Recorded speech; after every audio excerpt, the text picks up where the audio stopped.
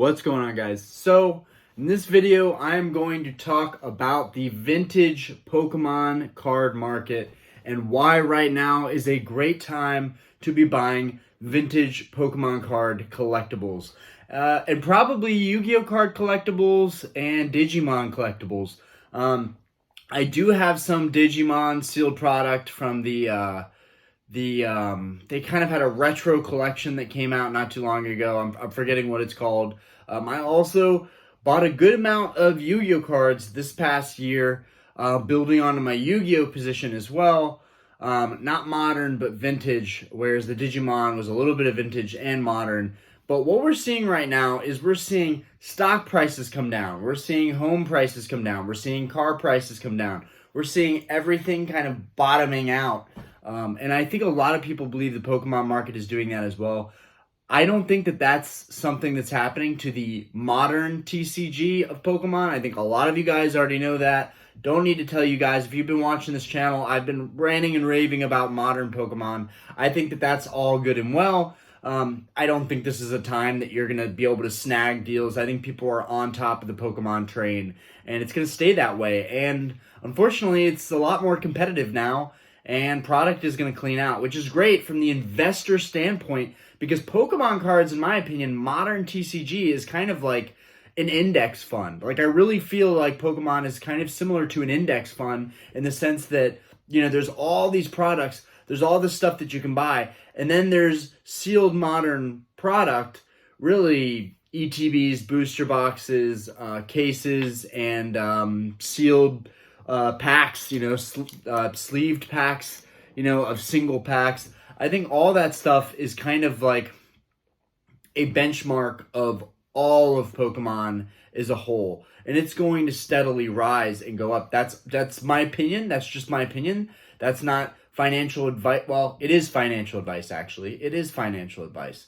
But I want to talk today about something completely different from my last couple videos, and that is the Pokemon vintage market and where I see it going. With all the prices really coming down, and I've seen YouTube streamers and big YouTubers, Yu-Gi-Oh YouTubers and Yu-Gi-Oh streamers, I've seen them talk about how, you know, prices are the lowest they've been in a really long time. I don't feel that that's exclusive of Pokemon. I think that the vintage Pokemon product is going down as well, and that hasn't changed my sales. I'm still selling vintage Pokemon products, so I don't really see, I mean, I don't, you know, I don't understand why people are willing to buy products from me higher than market. I don't know if it's a trust thing, or it's my descriptions, or it's the way that I treat customers. And I'm going to talk about that as well in this video. Sellers in general, actually, you know what? I might save that for another video and talk about how to be a better, if you're going to sell TCG product, how you need to be well-versed in business and how to treat people, how to talk to people. But I'll save that for another video. I'm going to stay on point here. The vintage Pokemon product. So lately, what I invest in, and I'm being fully transparent here, if people want to buy into the same product I'm buying or bid against me, feel free. It really doesn't bother me in the least bit. I've been doing this for a year. It works for me, and I'm going to continue doing it. I mainly invest in displays, empty booster boxes, Pokemon theme decks. Those are the things that I mainly invest in. Now, I've also had to sit on a lot of product for a long time. Unless you can afford to buy a bunch of product, you know, buy vintage products, whether it's packs, cards, theme decks, displays. It doesn't have to be the specific stuff that I'm getting, but any of this vintage stuff.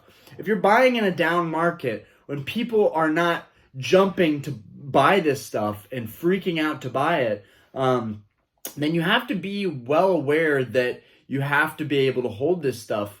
It's kind of the market can remain irrational longer than you can remain solvent. And so what that's saying, I learned that in finance. I'm a business finance major. That's what I went to school for. But if you understand this, then you understand the same thing with stocks. My portfolio is beaten down like 80%. 80% of all of my like lifetime savings in stocks has been crushed to like nothing basically. But I know in the long term that usually the markets still trend upwards in the long term, especially high growth stocks, which I think will come back at the tail end of 2023 or 2024.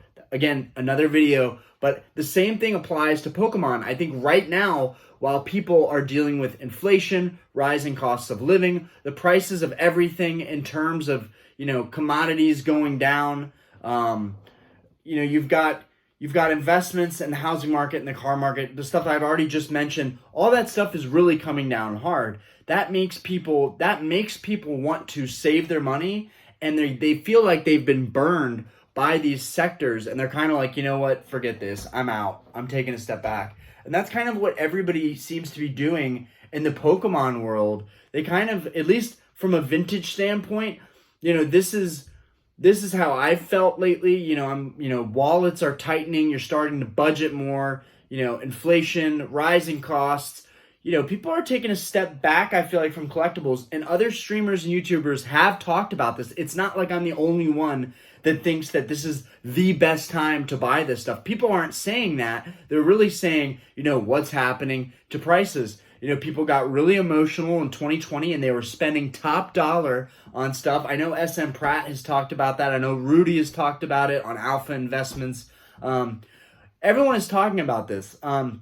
What happens is, it's cycles. People come into the hobby gets hyped up, a flood of new collectors are coming in and buying whatever product. They don't even care what it is, they're buying it. I think I saw a little bit of that. The tail end of 2020 and the beginning of 2021, I started making Pokemon card sales. I think it was around that time I started making sales, and I was like, wow, people are really just buying this stuff, like crazy. Like, I would buy something, I'd sit on it for a year, maybe a couple months, and then I would list it when I had some free time, and then boom, it would sell within like 2 or 3 weeks. And that was pretty incredible.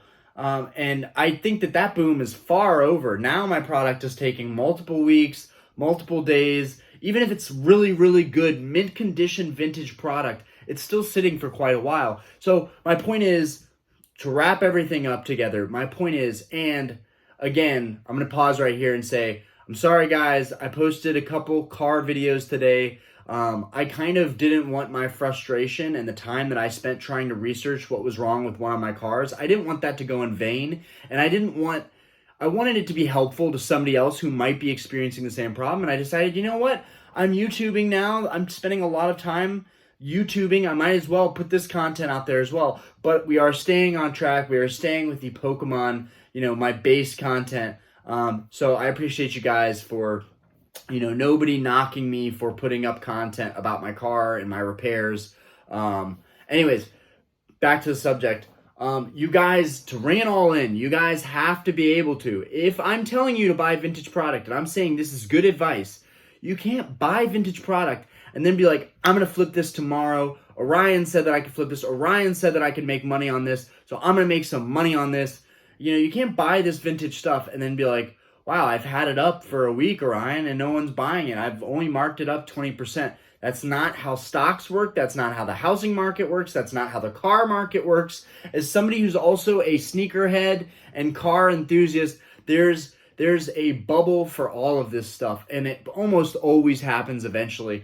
I know that last year, even part of this year, I really considered selling every single car that I had and maybe buying like a beat up Toyota Prius or something, just because I would have banked so much money on those cars even with all the repairs and all the crap and time and research I put into my cars. I could have sold them all and made a great profit this past year and even this year. But I've decided, you know what?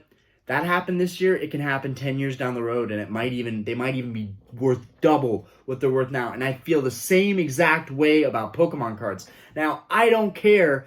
This isn't like a video where I'm like, we got to pump up, the Pokemon card market. We got to pump it up with the air filler that we have for our basketball. We got to pump up and inflate the Pokemon card market. That's not what this video is about. This video is genuinely telling you what is a good play, in my opinion, based on what I am seeing, based on me researching the card market. Like, I research everything that I collect and that I'm interested in, including stocks and real estate before I bought this house. And really, I plan on buying several houses and renting them out. But I have a kid now. I have a family now. I have a whole different life than what I would have thought I had, and that's a blessing because I'm very fortunate to have a family and have a beautiful daughter. I will never take that stuff for granted. But what I'm saying to you guys is, I got into Pokemon cards because it brought back my childhood. When I had my daughter, it made me feel like a kid again. And I know some of you guys that are subscribed to the channel or just watching this right now, I know some of you, wanted, if you have kids, and you're in your 20s or even your 30s, or it doesn't even matter, you're in your 40s, whatever, any age group, you have a kid and you get all these feelings and emotions of nostalgia that all come back, that come rushing to the surface, and boom, now we have all this. So I don't care what happens to the vintage market in the short term. Honestly, I'll just keep on collecting and keep on buying my stuff. I love this game room. It makes me happy, and that's all that matters at the end of the day. Do what makes you happy. But additionally, if it's a good investment, you should also make that play. And what I'm saying is, you might buy boxes or displays or theme decks or even vintage cards. Graded cards from base set and jungle, stuff that they have printed into oblivion, but still it's old. All this stuff, it might be hurting currently. Like, I was looking at Skyridge Hollows because I have to complete my Skyridge set. I was looking at Aquapolis Hollows because I have to complete my Aquapolis set. And I was looking at Expedition Hollows because I have to complete my Expedition set. And let me tell you, I have never seen so many listings of so many cards with pretty reasonable prices. Granted, the prices for the past year or two have been astronomically high, and I've just offered, I always offered several different people on the same card, different price points, trying to work out a deal. Whether I was successful or not, that's a whole other thing. But the point is, now people are a little bit more desperate, and that's, you don't want to prey on people's desperation, but you don't have a choice. If you want to get into this market, if you want to get into collecting cards, and you want to get vintage stuff, and you want to catch up on your past and the nostalgia, and you want to make some investments as well in vintage, because modern is a ship that's sailing right now. You need to be able to jump on that stuff and get it as it comes. You can still buy booster boxes, you can still buy cases of modern Pokemon product, but that ship has sailed and prices are already starting to rise pretty rapidly. You don't necessarily want to buy onto the rocket once the rocket is already out in orbit. You want to get it when it's on the launch pad. And that's what I feel like is happening with vintage product. Vintage product, unlike modern, is not continuing to take off. It's taking a breather, and it's coming back down. We're getting new generations coming into the hobby. They aren't as interested in old stuff. They're more interested in new product, and like this box that's behind me right here, and these newer booster boxes. That's what people are interested in. The Charizard UPC behind me, people are interested in these products that are very low cost, brand new, widely available, and have really good growth potential. That's what people are interested in. That's the no-brainer play. But you have to think outside of the box. A lot of these long-time collectors, I'm sure that in every down market, they were like, this isn't going to last forever. I'm going to be buying all the Charizard first editions that I can get my hands on from base set. I think, I'm not going to throw out names here, but there's a lot of YouTubers that I know have amazing, pristine collections, some of which have just like tons of Charizard first editions and sealed booster boxes. I guarantee you, they were buying this stuff in mostly down markets. Right now, you can get sealed booster boxes of base set for $15K. And I know early last year and the year before, they were $18,000, $20,000. You were seeing sales for $20,000 for a base set unlimited booster boxes. Now, people are trying to get $15K. A lot of other people have talked about this. The vintage card market, it's hurting. Now is the time to get your Shining Charizard. Now is the time to get your first edition Charizard. Now is the time to get your Crystal Charizard. Now is the time to complete your sets and to go after your really expensive secret rares and your hollows from the old days. Or even your theme decks. Like in my case, I want the single cards really bad, but I know as an investment and for my store and to make sales that I want to be searching constantly for boxes, old vintage boxes, old theme decks. I'm super excited because right now, this past week, I've got the cheapest deals I've ever gotten ever on theme decks. And I'm not talking about buying collections. I'm talking about single-handedly picking out items and being like, hey, this is listed for 50 bucks. I'll give you 20 bucks for it. And people actually saying, yes, I'll take the $20. Like, that has never happened in the entirety of me collecting Pokemon cards the past 3 years. Vintage. I can't speak for modern. Modern is a freight train and it's a rocket and it's just going up in my opinion. You can rebuttal me on that. That's my opinion. Modern is a set deal. It's easy. Still, you've got to have a lot of money power to make that work. Whereas the vintage stuff, it's not like that. Prices are not holding for vintage stuff. You don't have to have a lot of buying power to make some easy plays. If I buy 3 Pokemon card theme decks and I'm getting them for $20 a piece and I'm selling them 6 months down the road for $100 a piece, which I consider pretty cheap for a vintage Pokemon theme deck that's complete, that's a huge profit margin for me. That's fantastic. Even with shipping and fees, I'm doing 100% on my money, guaranteed, if not like 150%. So I think that there's a really good market for vintage right now, and I would urge you guys, vintage is going to be gone. Vintage cards, that market will be cleaned out and dry, and a lot of the big streamers, investors, and YouTubers, that is what they're mainly collecting in. Now, they have big, I'm sure, either a warehouse space or their basement or their garage or their attic. They have spaces where they have cases of stacked modern product. But additionally, they are also buying all the vintage product that they can find.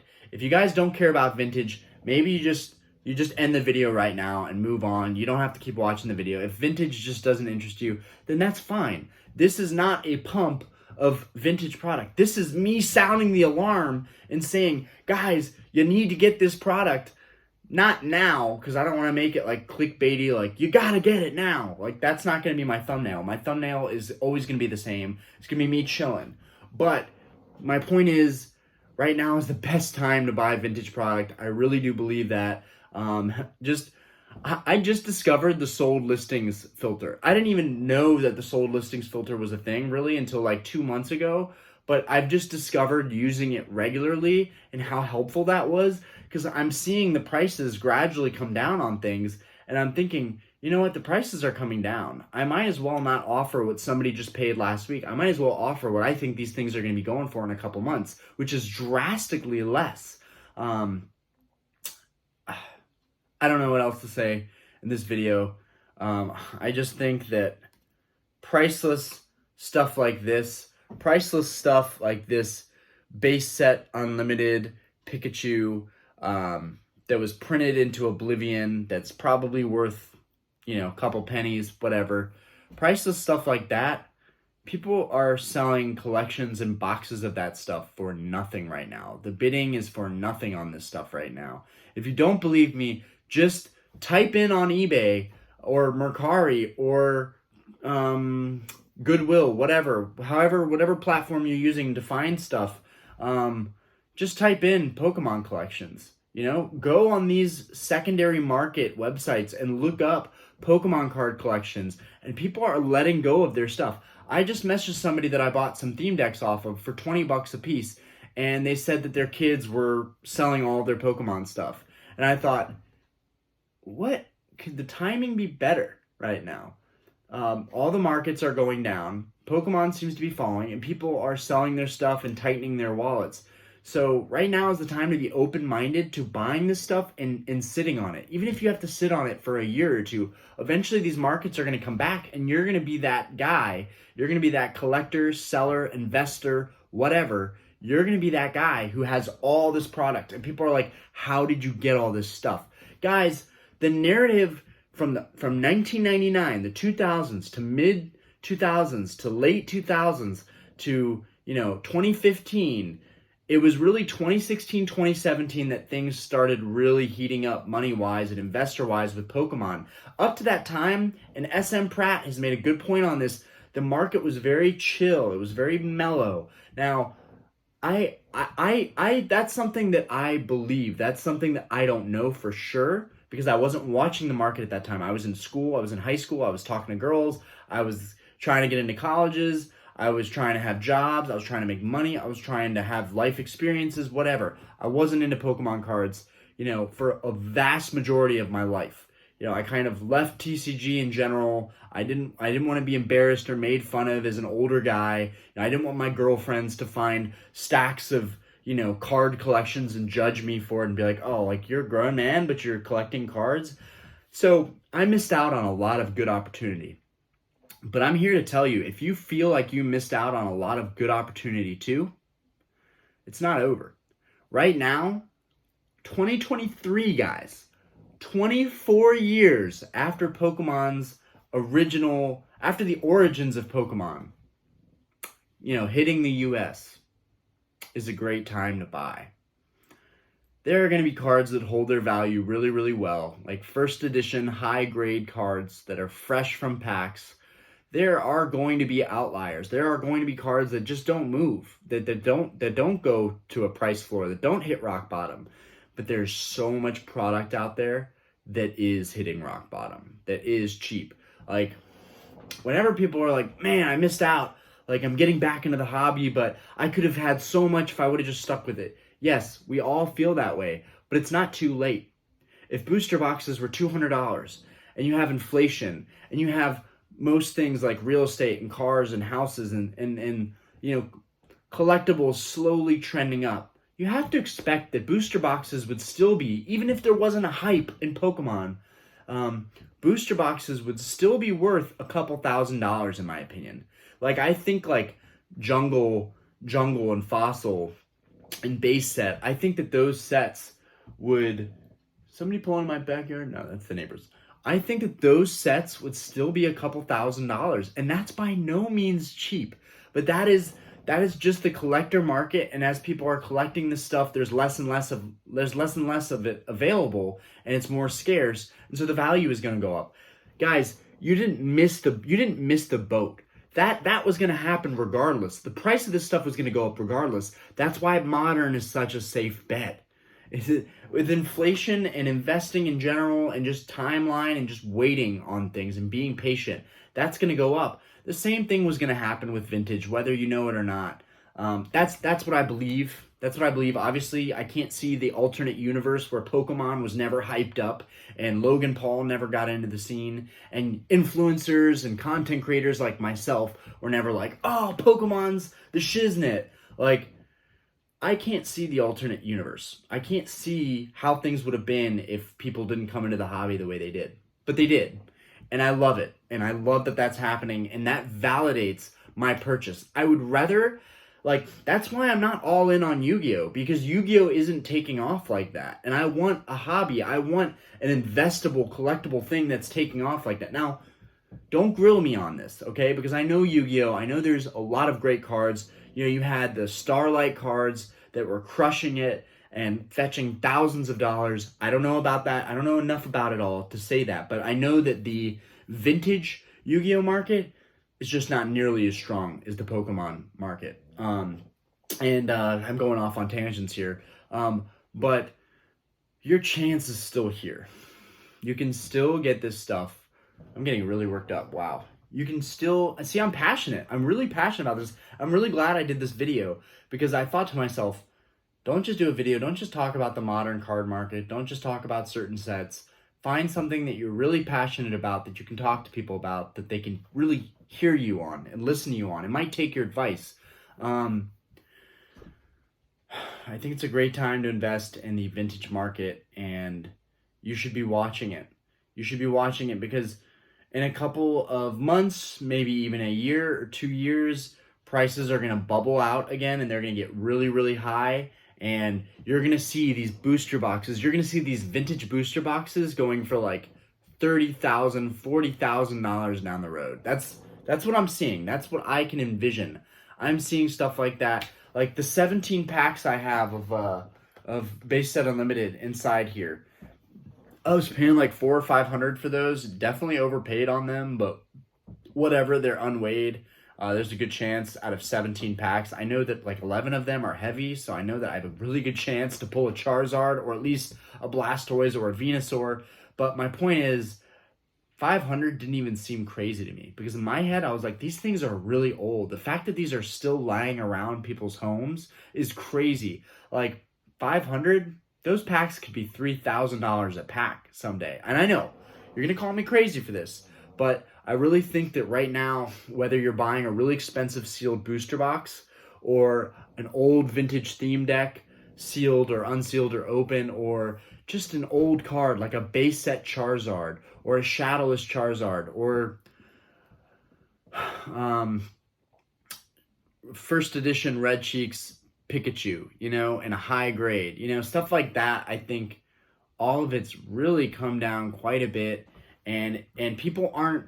Here's the other thing. People aren't paying attention to the vintage market right now. Unless they're already in it and that's the thing that they're laser focused on, they're not paying attention to it. So I'm trying to bring it to light so that people might be paying attention to something other than modern. While I do want to really preach modern Pokemon, because I think it's a no-brainer, and I think a lot of people are so busy ripping open packs and trying to do live streams that they're not paying attention to the amazing opportunity they have to buy sealed product and just sit on sealed product. That's why I'm not ripping open packs all the time on this channel, because I want to talk about all the opportunities that there are to possibly make money. And I know there's a lot of people that are like, oh, this guy's in it to make money. He doesn't care about the hobby. Say whatever you want. I don't care what those people think. I am trying to enlighten and give advice and educate people that maybe are coming back into the hobby and don't know what's what. And modern, yeah, that's doing its thing. But vintage is also doing its thing. Right now, it's bottoming out, and it's a really good time to price. I know I've been redundant about that through this video, but it's very important to me. And I hope that some people watch this and go on eBay, and even if it's bidding against me, like, I don't even care. I just know that some people are going to catch some really good deals because of this video, and they're going to be like, yo, I went on and I started looking at this one card that I really wanted that was super old, and I caught it for a really good deal. I sent this person an offer that was 70% of their list price, and they just took it. Like, I am very used to, and this is going to be a separate video where I talk about how to be a good seller and how to treat people. I don't care if you have thousands of sales. That doesn't mean anything. How you treat each individual person means a lot. I don't think people buy from me because I have the best deals or I'm selling the most product. People buy from me because I'm good with people, because I talk to them, because I make connections, because I make friends. That's why I think they buy with me, and I treat everybody like they could be the most important person that I talk to or make a sale to. Even if they don't buy anything, I'm always nice, and I'm like, hey, I'm sorry that we couldn't make a deal, but hopefully, down the road, I have something else for you. Like, sellers never say that to me. They never message me, hey, I'm sorry, but this can't work out, but I really hope we have something for you down the road. There's not even like they try to foster a good relationship. It's kind of like, nah, sorry, already got offers higher than that. And I really think that it's going to come back and bite them in the butt someday, because it's all about how you treat people. And you can have the biggest Yu-Gi-Oh collection. You can have the biggest Pokemon collection, the biggest Magic collection, the biggest Digimon collection, whatever. But if you're not passing it down, like if you're not paying it forward, so to speak, and that doesn't mean you're just giving your stuff away, you're just hooking up great deals for everybody. Not necessarily that. If you're not paying forward the etiquette and how to treat people, if you're not representing this community well, and you're not treating people with the respect that they all deserve, then you're not representing this community very well at all. And I know we talk community, the hobby, but in general, Pokemon, I always thought, oh man, I'm going to meet so many people. I'm going to make so many great connections online from all these other sellers. They're going to check out my YouTube. Some of them have, but the vast majority, I would say 85 to 90% of eBay sellers have not supported this channel, have not supported me, have not reached out, have not commented, nothing. They don't even care. All they care about is, that's a generalization, some of them only care about making that sale. And that's why I never go back to those sellers. That's why I have a lot of sellers that I work with them one time and I never work with them again. Or they send me one message that's just very off-putting, like, sorry, I can get higher than that. You know, just they're very blunt about it. And that's a whole nother video, but it really gets me heated sometimes. And that's, in my opinion, what will ultimately be the downfall of this hobby. Too many high-end, high-profile collectors, you know, that, or maybe not even high-profile collectors, low-profile collectors that aren't known, but they just care about like what their stuff is worth and the offer, and they have stuff set, you know, they have stuff listed just to have it listed. They don't even intend to sell it or go back and forth with somebody or pass it forward. And that just bothers me so much. And that's something that I don't think you can see in the modern community yet, because the modern product, there's so much of it out there that like you can turn to anybody and find it. But the vintage sellers, they're like, where are you going to go? This is the only one on the market. There's only 3 of these on the market. Not on the market, not in the world. There's 3 of these on eBay listed right now because you guys are the ones that have them listed. But that doesn't mean that you can treat me like crap, and treat other people like crap and act like, you know, you're some big hot stuff and you've already sold a couple of these products, so you're going to wait for the right deal. There's a nice way of putting things, and like, oh man, I'm getting heated just thinking about it. And I know that you guys can relate with me. Oh, I love this chair. It just keeps going back. I know that you guys can relate with me on this, like what it feels like when someone just kind of writes you off and treats you like a number.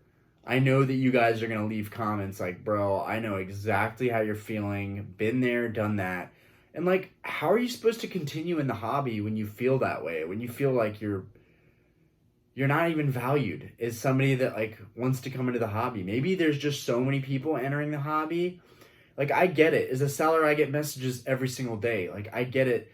You're going to have people that bail on you to a point where you're like, I'm not even answering a message unless someone is buying something from me. Like, your time is worth something, so I understand that. But if you're going to become a big e-commerce seller, like, what's the point if you're not going to be good with people skills and treat people with dignity and respect? Like, what's the point? And that goes the same with, like, returns. Whenever someone wants to return something with me, I'm like, that's fine. Just send it back. Just have everything in one piece. Just send it back. Please. Thank you.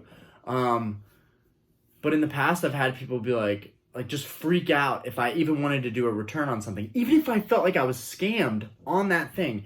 And yeah, we're going off on tangents. I think the vintage market is a very special place, and right now I think it's ripe for the picking, and I think that with the right people coming into the hobby, they can look at this stuff and offer for it and get good deals on it and understand that you can still get into the hobby now. There's a time and a place for it, and that time is right now to be buying this stuff. So that being said, I'm gonna wrap up the video because I'm keep going off on tangents. I'm very ADD. I'm trying to think if there's any more points I wanted to make to you guys before closing out this video. I just felt like I had to do a good video on top of all the little car stupid waste of time videos that I did today that probably won't even help anybody. But I just felt like I had to follow up with some solid content from what I normally do. Not just for, you know, viewers and subscribers, but also for myself to know that, like, hey, I built this channel. I have a good momentum right now. Let's keep that momentum going. Let's keep that good energy going. You know, let's talk about the things that nobody else is talking about right now. And I really do think it's the time to get into vintage. And I understand that it's a tough time in the country right now. You know, people's rents are going up, and you know, the rates for getting a house right now, if you're looking to buy a house right now, it's crazy. And, you know, people are taking out these crazy loans for cars right now. Like, people are just getting sucked dry in every single sector. And I get it. It's like, really? Of everything that's going on, all you can think about right now is buying vintage Pokemon cards. Like, even I have cut back big time, and I'm so freaking glad that I cut back, because now that I've been cutting back, all the prices are going down for stuff that I've been watching pretty much all year. And I feel like now I finally have some negotiation power to be like, hey man, the card market is getting wrecked right now. The card market is getting wrecked. I'm buying this stuff because I'm a collector and I want to collect it. I am not buying it because I think I'm going to make money on it. I want to grow my collection and advance my knowledge of the hobby. I'm going to be here no matter what. No matter what happens, I'm not going to be one of those YouTubers that just gets phased out. I have way too much invested into the hobby to even think like that. And that's not even the full reason. The full reason is just I love talking about this stuff, and I finally have a platform to do it, and people that will listen to me, I'm very grateful. I'm very grateful. I have a lot of gratitude. I should definitely show more humility in my day-to-day life. This channel wouldn't be where it is, like this close to being monetized. This close to being monetized. This channel would not be that close to being monetized if I didn't have hundreds of other people supporting me and like seeing the vision and seeing what I'm doing. And I know that it has amazing potential to grow into something big. And I hope I can always talk about product and talk about the vintage market and give people pointers and educate people. Even though I haven't been collecting, vintage product but a couple of years, I feel like I have a pretty good pulse on the market. I've heard that terminology from somebody else and I really, really like it. Good pulse on the market. And there's still so much to learn. There's so much to learn. But I think that with times getting harder, the harsh reality, it's messed up because at the same time, I'm telling you guys to invest, but that's also at somebody else's expense and desperation. And that's the sad part, that the country's hurting, and a priority on my mind is like, oh, the vintage card market looks great. There's probably people selling their stuff for a loss or selling their childhood collections that just want to get a little bit of money, even though if they would just hold on to it for a couple more years and wait out this kind of downward market spiral, then they'd be fine. But my aim with this channel is to educate people and talk about really dope vintage Pokemon product as well as the modern stuff that I like and the cards that I like collecting, and I think it's a really good time. Now, real quick, as far as modern goes, I don't know, maybe the alternate art singles could really go down in value. That's something that I haven't been keeping up with. I have the alternate arts that I really, really want, so that's something that maybe you guys can keep up with.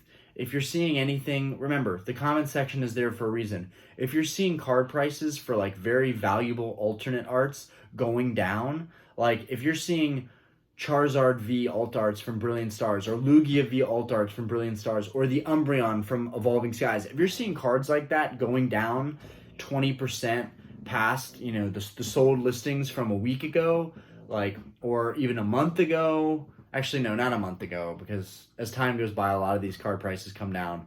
But week to week, if you're seeing cards really go down, maybe the modern market is also following suit. Maybe I'm wrong. Maybe modern will also take a breather too and come down a little bit. But as far as I'm concerned, modern is the safe place. So what do you do when one market is going up? Do you jump on that market and ride it up? Maybe. That could be a smart move, but you got to know when to get out too, if you're going to play that way. If you're going to overpay as it's going up, you got to know when to get out too. This is investing 101. Buy low, sell high. So if that's happening with the modern market and the inverse is happening with the vintage market, what seems like it's the smarter play? I mean, really, even if you're not into vintage, what seems like it's the smarter play? The inverse graph that's going down. And that's vintage. In my opinion, that's vintage. So just use your head, guys. Yeah, that's the end of the video. I'm wrapping it up. Peace out. Let me know what you thought of the video. Thank you guys so much for supporting me and having my back and always leaving comments and always being interested in what I have to put out there. You guys are the reason that I continue to put stuff out there and will continue to do so.